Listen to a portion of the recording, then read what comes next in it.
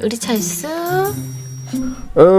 Selamat pagi, walaupun keadaan malam hari atau siang hari. Kali ini saya ingin mengucapkan selamat pagi untuk kalian semua yang masih setia di channel yang masih berkembang ini. Mohon subscribe ya untuk kalian semuanya, karena saya butuh adsense. Oke, langsung aja lanjut. Kita akan membahas film yang berasal dari Korea yang berjudul A Werewolf Boy ya. Ini kisah GGS atau ganteng-ganteng serigala yang cakep, yang ternyata ia adalah seorang serigala jadi-jadian guys, yang jatuh cinta kepada seorang gadis yang cantik. Film ini dibintangi oleh aktor tampan dan cantik Korea yang bernama Seo Joong Ki dan Park So Young. Di awal film bercerita tentang seorang nenek yang baru pulang dan juga hendak mengunjungi sebuah pondok tempat si nenek dulu pernah tinggal. Nah, si nenek itu mengajak serta cucu perempuannya yang cantik. Nenek pun setelah sampai teringat masa lalunya yang kelam dan menyedihkan, juga terharu saat mengenang cerita-cerita tempo dulu. Dan ia menceritakan tentang pondoknya yang sangat nenek rindukan. Video ini langsung flashback kepada tahun 47 tahun silam ya.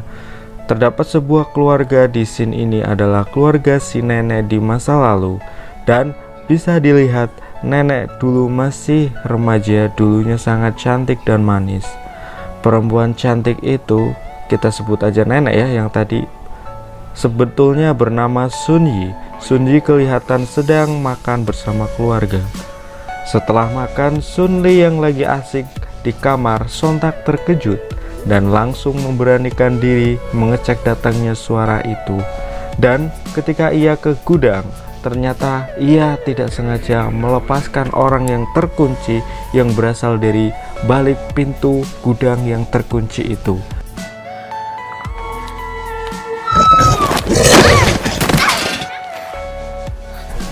Di pagi harinya, ibu dan si Sun Li lagi menjemur pakaian. Namun mereka terkejut karena ada bocah seperti gelandangan yang hampir seperti orang idiot muncul. Dan mereka pun memberi bocah itu kentang karena kelihatannya si bocah itu sedang kelaparan. Dan merasa iba dan kasihan, akhirnya si bocah itu pun dibawa ke rumah dan ibu Sun Li pun melapor ke polisi. Namun dikira bocah itu misterius dan tidak teridentifikasi, mereka menyimpulkan bahwa bocah itu adalah korban perang dan terlantar. Lantas, oleh karena itu, keluarga itu pun mengurus dan memberi tempat tinggal bersama karena sudah merasa kasihan akan bocah itu. Lanjut, setelah dibersihkan dan memakai baju baru, bocah itu pun diajak makan. Namun saking laparnya nih bocah, ia memakan semua makanan yang ada di meja. Emang dasar rakus banget nih bocah, tidak tahu diuntung. Lanjut, di sisi lain Sun Li kelihatannya berselisih dengan seorang yang kelihatannya suka padanya. Di saat si pria itu menggenggam tangannya, seketika bocah gelandangan itu pun langsung memegang tangan si pria lalu hendak menolong, dan si pria itu pun pergi sambil ketakutan melihat si bocah. Terlihat Sun Li yang sudah menerima dan akrab dengan si bocah gelandangan tersebut. Dan waktu si keluarga pergi ke pasar dan hendak membeli makanan, alangkah menegangkannya ketika ada balok besi yang terjatuh dari atap mau menghantam si Sun Li dan adiknya. Lantas si bocah gelandangan itu pun dengan hebatnya mampu menahan dan melindungi mereka dengan menggunakan punggungnya yang sangat kuat. Sun Li dan adiknya pun merasa keheranan dan mengagumi sosok si bocah itu. Hari-hari pun dilalui. Sun Li membuka jendela dan melihat si bocah dan mengajaknya ke dalam untuk belajar menggambar dan menulis dan berbicara layaknya orang normal. Disinilah si bocah dipanggil Chun So oleh si Sun Li. Ketika sedang menggambar, mata Chun So pun teralihkan pada sebuah gitar.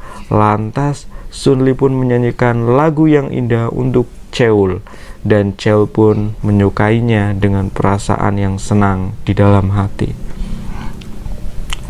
Singkat cerita, malam pun tiba.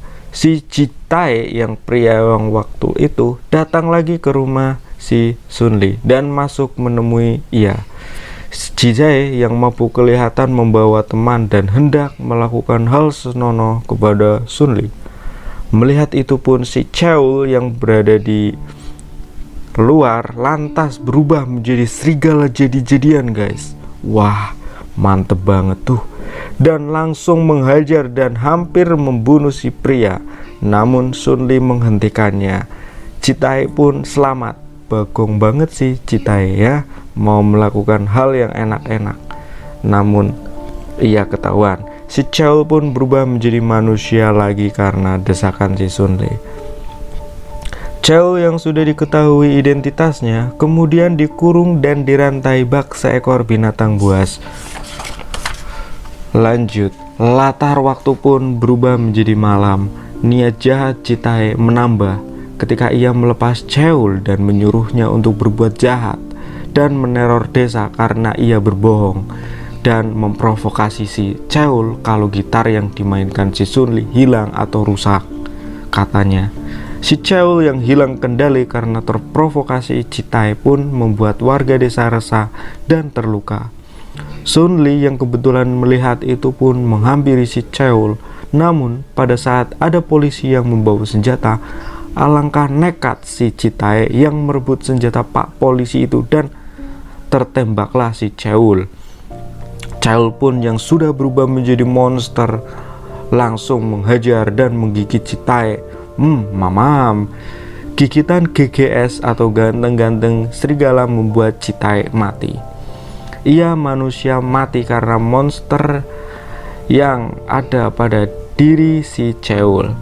Lantas para warga pun mengira Cheol jahat dan akan jadi ancaman besar untuk kemudian hari bagi para warga untuk keselamatan mereka.